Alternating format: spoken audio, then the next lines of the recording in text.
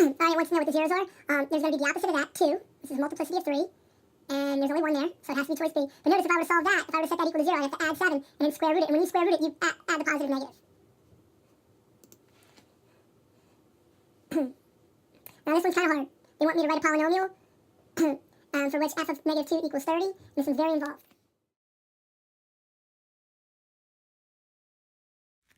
So what I did was I took those solutions, wrote linear factors, FOILed them out, used a 4 square punnett and a 6 square punnett to get this.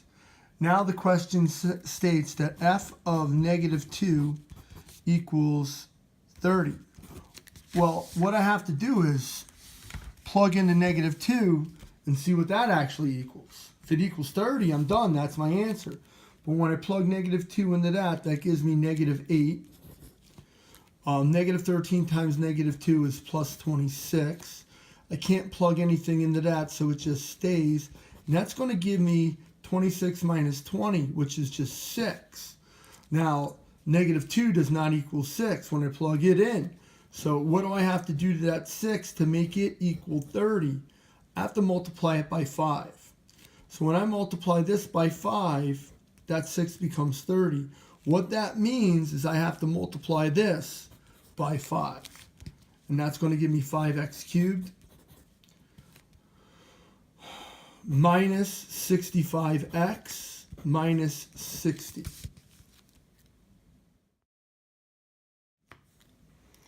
The first part of Descartes' rule of signs is actually kind of easy. You just got to count the sign changes. It goes from positive x cubed to negative 3x squared, so that's one sign change. Negative is negative, that's not a sign change. Negative to positive, so it's 2 sign changes, and then I have a choice here. The sign changes for Descartes go down in steps of 2. So it's going to be 2 or 0. Now for the next one, it's a little bit more difficult. They want us to plug in negative x. But I found out it's a little bit more convenient if you plug in negative 1 and don't evaluate it. So negative 1 cubed is negative 1. And then negative 3 times negative 1 squared is negative 3. Then negative 33 times negative 1 is 33. And then the 35 just stays at the end.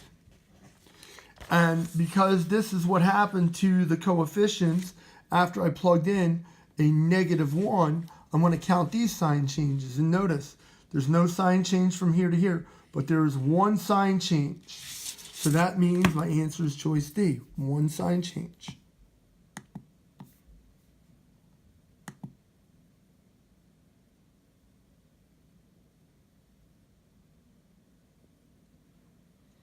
This is kind of weird. It automatically gives me the 5x to the 6th one, large. However, that one's an x cubed. That one's a negative x to the even.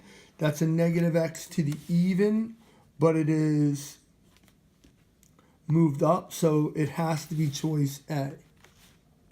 5x to the 6th. It wants to know the interval the function is increasing. Notice it's increasing from 0 to infinity.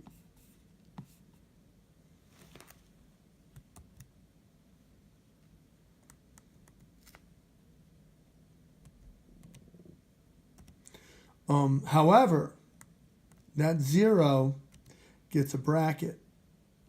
The function is decreasing from negative infinity to 0.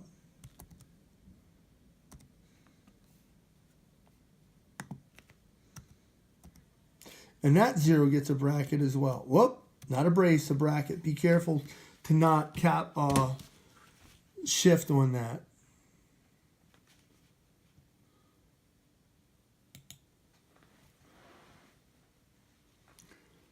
And then behavior problem, negative x to the 5th. So a positive x to the 5th would start at the bottom and head up. Since this one's negative, it's going to start high and end low. It has to be choice C. Choice D is an even function. These are odd functions, A, B, and C. but this choice C is the only one that fits the criterion.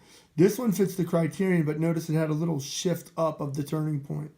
This function is never increasing, and it is decreasing always.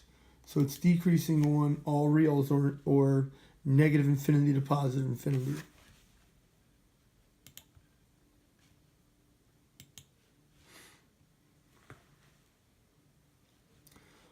Four sevenths x to the fifth, so that's an odd function, and it's moved up 1.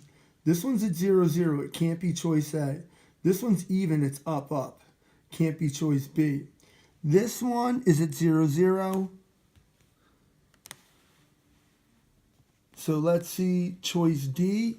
It is hard to see, but it is bumped up 1 unit, so it's going to be choice D. This function is always increasing, so that's going to be all reals for that one.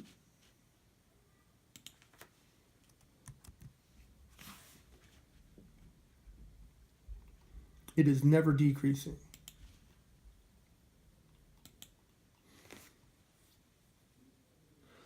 And behavior, if it's even, it's up, up. If it's odd, it's up or down, up. This one is odd, and it's positive, so it's going to be down on the left, up on the right.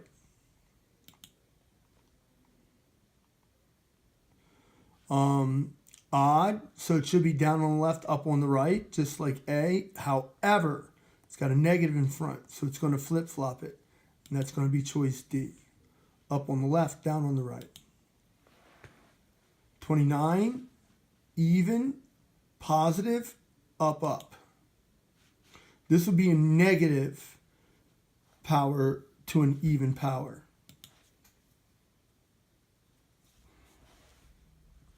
All right, that's x squared. That's x squared, so that's x to the fourth. There's another x, so that's x to the fifth. It's positive, so it has to be down on the left, up on the right. It could be choice A. It can't be choice B. It could be choice C, and it's not in the picture, but it cannot be choice D. It's not down on the left, up on the right. So now that I have it narrowed down to choice A or C, I have to look at touching and turning.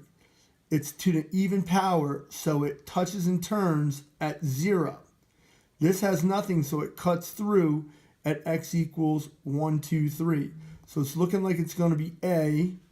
This one touches and turns at C, so it has to be A. Notice at negative 4, it touches and turns at 0. It touches and turns also.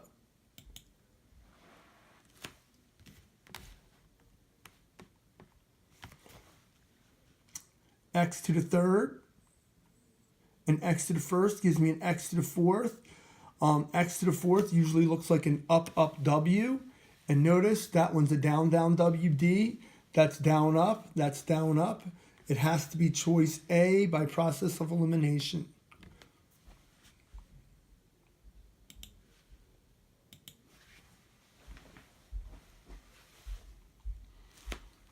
Asymptote problems, rational expressions. This one has a vertical asymptote at the opposite of that, so that's going to be 5. It has a horizontal asymptote at the same as that, opposite same, negative 6. And that's just for that format of problem. There are other problems that it's quite different. 1 over x cubed is an odd function. And odd is symmetric with the origin. Odd origin, that's a memory mnemonic. Say hi to the video. Hi. Okay. On this one, it's a trick question. Asks where's the range limited at 1. So that's the y value. That's the range is limited at negative 1. That's the domain is limited at negative something for choice D. The range is, or the domain is limited over here on choice C. The range is limited at 1 for choice D, so it's choice D.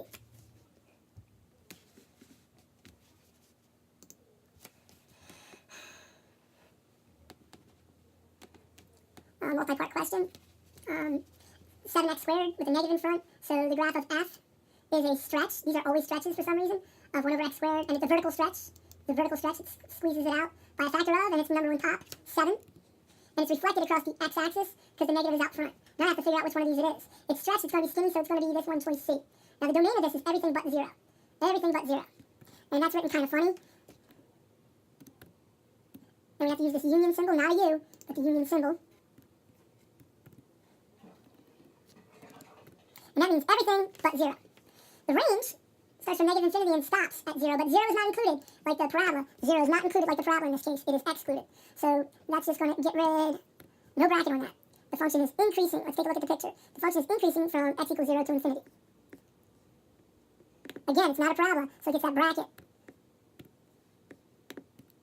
It doesn't get that bracket. I'm sorry. It's not a parabola. It gets a parenthesis. It doesn't get the bracket. If it were a parabola, it would get a parenthesis. It's decreasing on the other side, so that's going to be from negative infinity to 0. And that's all my particulars. This one has a x-intercept at negative 4. I can see that at the top. It has a horizontal asymptote of y equals 1.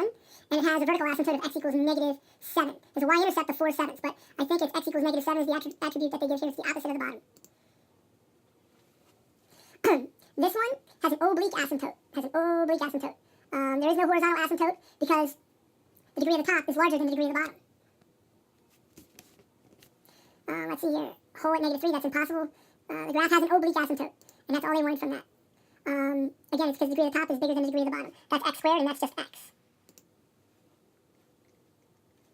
All right, it wants to know the asymptotes. It has two vertical asymptotes, and x equals negative 2, and x equals positive 2, and at y equals negative 6. So let's see, plus minus 2, x equals plus minus 2, and y equals negative 6. Then it wants to know the domain. That's everything but plus or minus 2. So notice that's going to be this long one. It goes from negative infinity to negative 2, then from negative 2 to 2, and then from 2 to infinity.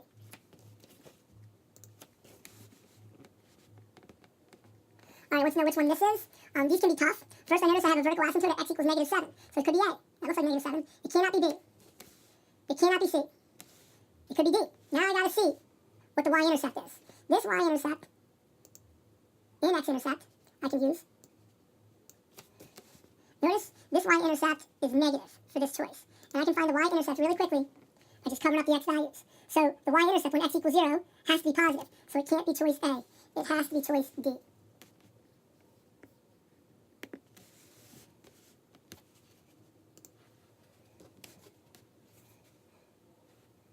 In this one, we're just going to mode 7 on the calculator.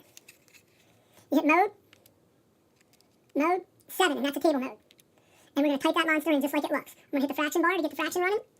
And I'm going to type it in, parentheses. You have to hit alpha x, not the x squared or the x or the times button. There's a little red x there. So you hit alpha x plus 6.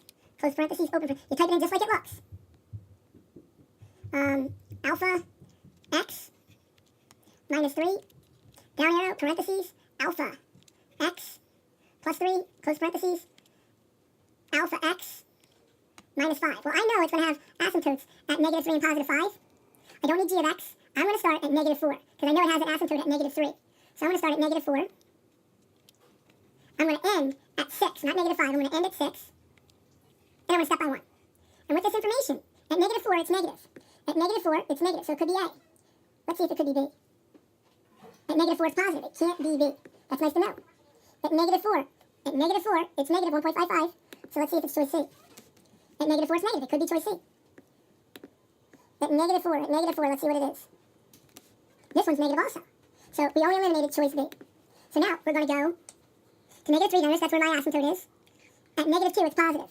This one at negative 2 is not positive. This one was eliminated, and so now we're down over here. Notice at negative 2, both of these are positive. Let's go to 1.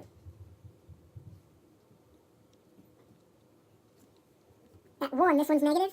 I'm sorry, at 1, this one's positive, and so is this one. At negative 2, this one was positive. At negative 4, this one looks like it's going to be this one. Let's see what it says. It's at 0. At 0, it's a little bit.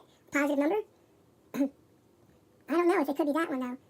Oh, it's 6/5. No, it can't be that one. It has to be this one. Let's see why. That's 1.25. 1.2 at 0. And it goes through at 3. Let's see what it says at 3. At 3, it should say 3, 0. There it is, 3, 0. So that one was kind of tough, but it's choice C.